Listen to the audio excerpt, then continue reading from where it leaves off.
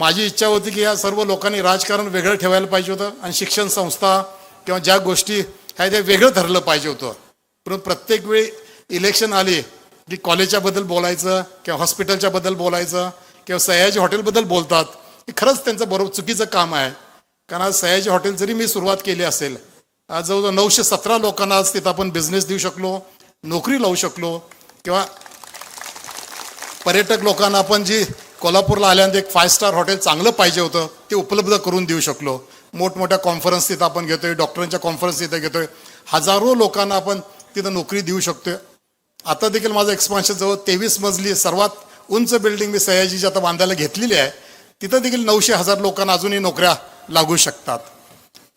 मी जास्त काही आपलं बोलणार नाही, कारण हॉस्पिटलबद्दल पण कदमवाडीच्या कायम ती नावं ठेवत असतात की कदमवाडी हॉस्पिटल बांधलं.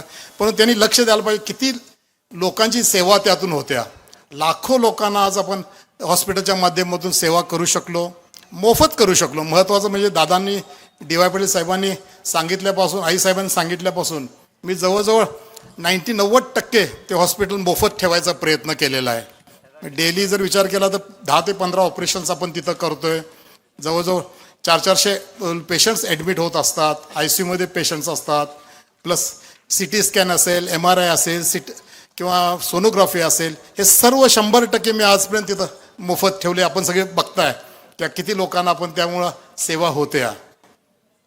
स्पाईनचे ऑपरेशन जवळजवळ 110 ऑपरेशन्स, ज्या ऑपरेशनला 7 लाखापासून 15 लाखापर्यंत खर्च येतोय, अशा गरीब लोकांचे स्पाईन ऑपरेशन देखील आपण तिथं प्रत्येक वेळी करत असतोय. मी अशी सेवा करत असतोय. मी माझ्यात जेवढं काय करता येईल तेवढं गरीब लोकांसाठी किंवा ज्यांना गरजू लोकांसाठी मी ती नक्कीच इथून पुढे देखील करत राहणार आहे. सूर्य हॉस्पिटलची सेवा तत्परतेची, आता उपलब्ध सुविधा कॅशलेसची.